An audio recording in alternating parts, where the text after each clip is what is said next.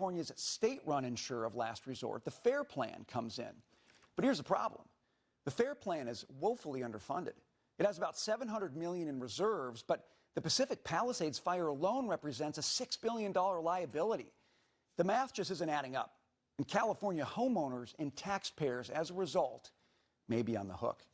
Well, joining us now is Kaya Stanley, CRMBC CEO and insurance industry expert. Kaya, we're glad to have you with us today. Help us understand what's happening with insurance in California and why it's really important for other states to pay attention to what's happening here. It's important because it's going to ripple outside of California and affect every state. So as you pointed out, one of the reasons, there's many reasons why the insurers pulled out, but one of them was because of regulatory requirements. Reinsurance went up, inflation, caused increases in pricing. There was a lot of factors. And then when insurance companies can't be profitable and they can't raise their rates because of regulatory requirements, they are going to leave. And so that's what we saw here. And they only left the high risk areas. So a lot of these companies still write insurance in other parts of California and other lines of insurance. So they might have just pulled out of homes, but in businesses, but they still write auto, for example. There's a great article in the Wall Street Journal that says when California's insurance falls short, everyone else pays. You hinted at this, right? That we could actually see rates for insurance in other states go up because of some of the policy issues that we've seen in California. Does that data and that analysis track with what you see and what you hear? Absolutely, because the point of insurance is to spread risk.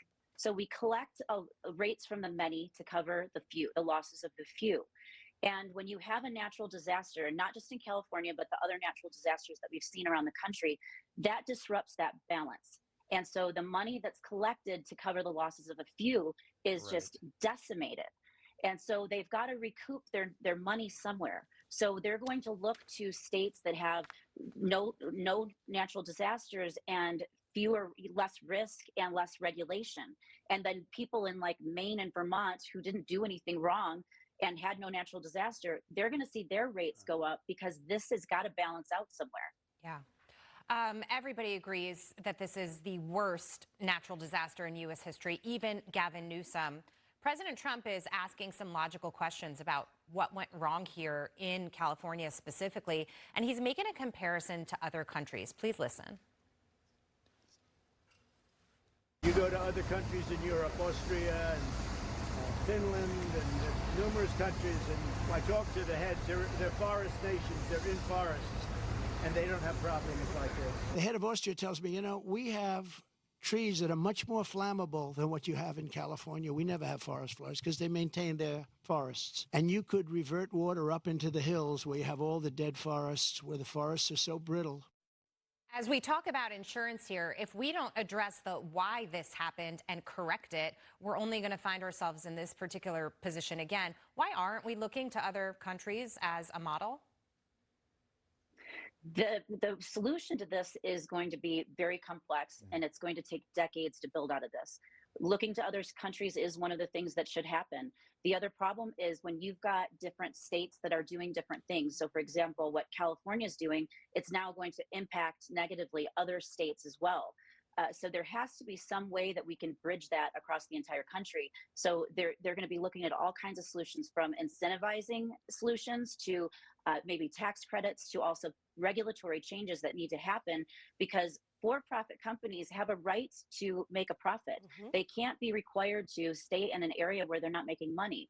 I represent restaurant owners. So if food prices doubled, it wouldn't be fair for us to say, and they have to now pay more minimum wage. We can't now say, okay, you can't increase the prices of your menu. And that's sort of what we would be saying to insurance companies if we said you can't raise your rates.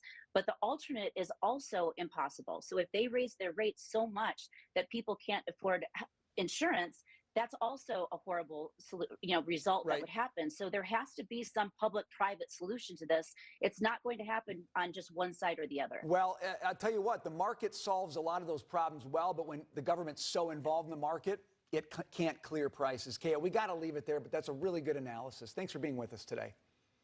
Thank you. Coming up.